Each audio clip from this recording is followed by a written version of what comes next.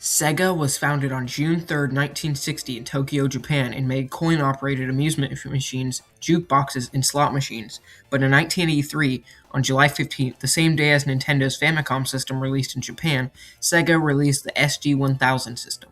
Its controller looked a lot like an Atari controller, and it had games like Congo Bongo, Sega Monaco GP, and Champion Soccer. The system did not sell very well up against its competition with Nintendo, only 2 million units sold worldwide. It was followed up by the Sega SG-1002 in 1984. The console was wider and had detachable controllers. It also sold horribly. The successor to the SG-1002, the Sega Mark III, otherwise known as in North America as the Sega Master System, released in 1985 and in 1986 in North America. It sold a lot more units than its first two predecessors, and some notable titles include Alex Kidd in Miracle World, one of Sega's first ever mascots, and a lot more. It would also 8-bit much like its competition to Nintendo's NES and the Famicom, which had their smash hit Super Mario Bros. In 1988, Sega was up to some big competition with Nintendo, with the Famicom and the NES, so they made the Mega Drive. It was 16-bit with way more vibrant colors than the 8-bit NES. The system was then released a year later in America, called the Sega Genesis, one of the most popular and well-known Sega systems of all time. It even claimed to have blast processing power, allowing for games to run super well and for more of pixels to be drawn on skid, like the Super FX chip seen on Super NES games. In 1991, Sega decided they needed a good mascot, one that was faster, cooler than Mario, to win the gaming industry. The first design was a rabbit with a bow tie, but then they landed on the idea of a hedgehog who could go really fast, and is blue and more cooler than an Italian plumber. And that is how Sonic the Hedgehog was made. Sonic the Hedgehog was released in June of 1991, a year after the Super Famicom and Super Mario World hit store shelves in Japan. But Sega still had the advantage of releasing Sonic a few months before the Super Nintendo Entertainment System reached the US. And Sonic the Hedgehog proved to be quite the huge success for Sega, selling millions of copies, and really proved Sega was a worthy opponent for Nintendo. Sega was huge rivals with Nintendo, and they constantly poked fun at each other, like Mario appearing in the Alex Kidd game on the Master System, or Sonic's shoes next to a trash can in Donkey Kong Country 2. Sega's next hit, Sonic the Hedgehog 2, released in 1992, and introduced Tails, Sonic's companion. Tails could also fly, and even the game had a two-player mode. The third Sonic game, Sonic the Hedgehog 3, was also really good, and introduced the third member of Team Sonic, Knuckles. The Genesis had a lot of cool add-ons, like the Sega CD, which made games bigger.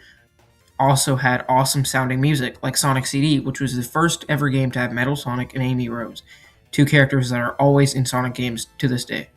The game also has a cool mechanic where you can travel through time and the level will change, like the past, present, future, or bad feature where Dr. Eggman has ruined the world. The 32X accessory ramped up the Genesis power to 32 bits, and it had games like Knuckles Chaotix, which introduced the Chaotix, consisting of Vector, Charmy, and Espio. Another cool accessory was released in 1994, the Lock-On cartridge, or just Sonic and Knuckles. You can put the lock cartridge into the system and play the game Sonic and Knuckles, or you can put Sonic 2 or Sonic 3 on top of the cartridge and play Knuckles in those games, which is really cool. It was like the first ever DLC. The Genesis proved to be amazing for Sega, with so many Sonic games. Some games I didn't even mention are Sonic 3D Blast, an attempt at making a 3D Sonic on 16-bit hardware, and many more spin-offs too.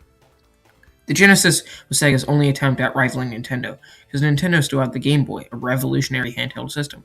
Sega wanted to one-up Nintendo, so they made a wide layout, 8-bit handheld with a backlit color display. They call it the Game Gear. It had 8-bit ports of Sonic 1 and Sonic 2. The 8-bit versions were also released on the Master System as well. The Game Gear also has some Tails spin-offs. Sonic 3D Blast was just turned into Sonic Blast because it's 8-bit. The Game Gear was also a good attempt at making a super powerful handheld, but since it used a lot of batteries, it drained the batteries very quickly because of the backlit color LCD screen compared to the Game Boy's super long-lasting battery life, since it only had a monochrome green LCD screen with no backlight. The Game Boy won, but Sega wasn't done making systems, at least not yet. Sega also made another handheld called the Genesis Nomad. It allowed players to take their Sega Genesis games on the go, but again, it drained batteries like crazy and cost a lot too. In 1994, Sega made their first 3D-capable system, the Sega Saturn. It is a big console that used CDs, which can hold good quality sounds, and a lot of data compared to cartridges. But a new rival entered the fight, Sony, who was going to partner with Nintendo to make a CD-based add-on for the Super Nintendo, which would be called the Nintendo PlayStation. It was cancelled because Nintendo partnered with Philips instead and made some not-so-good games on the Philips CDI. Sony made the PlayStation, a 32-bit system which used CDs. The Sega Saturn released a few months earlier, so it had more than enough time to get selling well, especially after the huge success of the Genesis. But the system retailed for $400 and only had 3 Sonic games in total: Sonic Jam, Sonic R, and Sonic 3D Blast, which looked way better than the 16-bit version on the Genesis. In the end, the Sega Saturn failed because of the $400 price tag compared to the $300 Sony PlayStation. There was also poor third-party support. 4 years later, Sega attempted another system, the Dreamcast. This has to be the most unique Sega system for many reasons. It has a cool intro screen like the GameCube, which released 3 years later in 2001. It was a 3D capable system using CDs and also having Microsoft Windows CE, which made it easier for PC ports and for developers to make games easier. The system's controller is the main highlight.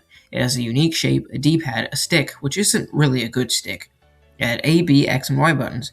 The cord went down on the bottom, which was a downside, but there was a clip to feed the cord through the top. The best part of the controller, though, is the VMUs, or Visual Memory Units. Since CD-based consoles didn't have hard drives yet, most game saves had to be saved to memory cards.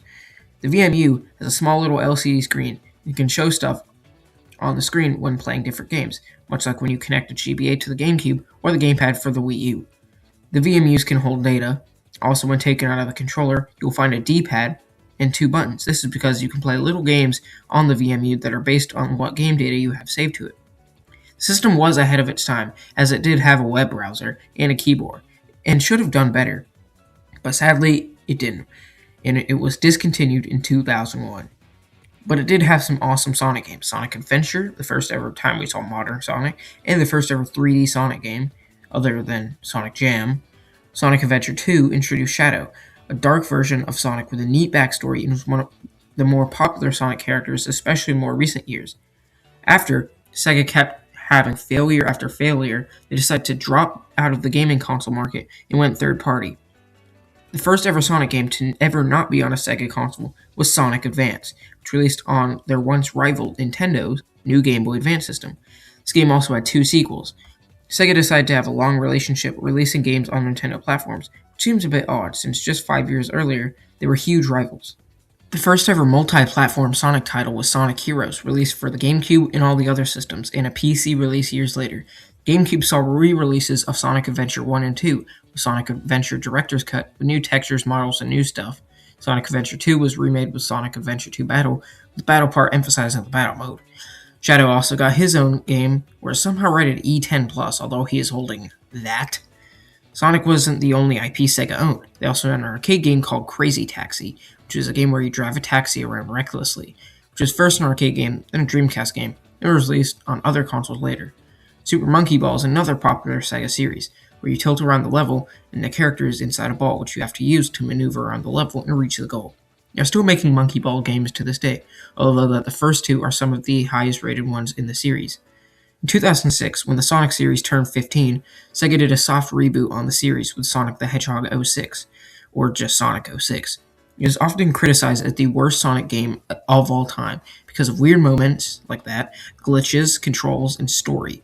While the game only ever came to other systems with no Wii support, although for Sonic's 50th anniversary the GBA did get a port of Sonic 1 from the Genesis, which wasn't all that great though. The Wii also got good Sonic games, like Sonic and the Black Knight, only released on the Wii, where Sonic wields a sword. Sonic and the Secret Rings, again also on the Wii, which is not really good, mainly because of tilt controls, which is some of the worst controls in the entire series. Sonic Unleashed was released on other systems, but had different versions in form of the Wii version. We also got Sonic Colors, which is the literal greatest Sonic game ever created, no doubt about that. The DS also got some with Sonic Rush and Sonic Rush Adventure, and a version of Sonic Colors, which is just like Sonic Rush.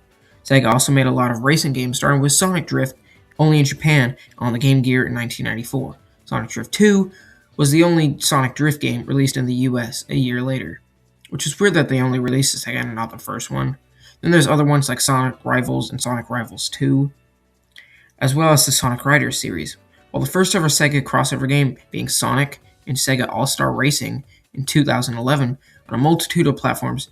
Speaking of crossovers, in 2008, Sega brought Sonic into Super Smash Bros. Brawl, one of the most requested fighters in the Smash series at that time.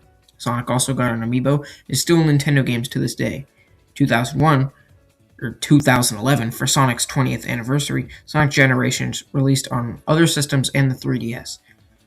The home console versions had Sonic levels from home consoles, and the 3DS version has all the handheld Sonic levels from the Game Gear. The game brings Sonic, Classic Sonic, and Modern Sonic together. Sonic also got recognition on the Wii U with Sonic Lost World, which had a run button, which is weird for a Sonic game, and has power-ups, and is basically a Mario Galaxy ripoff, but with Sonic. Also, a game we don't need to mention, and its 3DS counterparts, we also don't need to mention. Even Wreck-It Ralph appears in Sonic and Sega All-Stars Racing Transformed since he appeared in the movie. In 2017, some fans and Sega partnered up and made a new 2D Sonic game, not like the one we've had before, but this one was Sonic Mania. It combines the 16-bit style of the Genesis and widescreen with a lot of awesome stuff. Like some DLC with new characters, and is such a good Sonic game, and is considered one of the best of all time. In 2018, Sonic Forces came out. I actually used to enjoy this game, but now it's, not really good anymore. But in the 2010s, many bad Sonic games came out, and many good ones as well. In the 2020s, Sonic Frontiers, which is like Breath of the Wild, but with Sonic, and it's really good. Sonic and Sega are still doing really good to this day, with this year being Sonic's 35th anniversary. Before I end this video, I want to talk about all the collabs and merchandise for Sonic, like in 2016, when every company made mini versions of their retro consoles with preloaded games, like what Nintendo and Sony did. Sega did too, which is technically the latest Sega system, as well as the Game Gear Mini. Sonic also has 3 movies so far, with the 4th one coming out next year, and many old new TV shows. Since Sonic is amazing and has a lot of good games and a very popular persona, he stayed relevant for decades, and he has claimed the title as the 3rd most popular video game characters, along as Mario and Pikachu. Sega even made a crossover halfway as big as Super Smash Bros. With Sonic Racing Cross World, which also poked fun at Mario Kart World in an ad. The game has Pac-Man, Mega Man, Steve, characters already in Super Smash Bros., as well as SpongeBob, Red from Angry Birds, and maybe one day they'll add Spider-Man or something. The last thing I want to talk about before I end this video are the fans. Fans are always making fan games of Sonic, or mods for different games, or full-on remakes of Sonic games like Unleashed Recompiled, a better running PC version of the popular Sonic Unleashed, along with the remake of Sonic and the Secret Rings with normal controls. Sonic Mania was actually fully developed by Sonic fans, with Sega's only involvement being the publishing of the game. In the end, Sega and Sonic have stayed relevant for so long, Sega will always continue to be amazing forever. So if you enjoyed this video, check out my other videos, subscribe, like, and as Sonic would say, gotta go fast.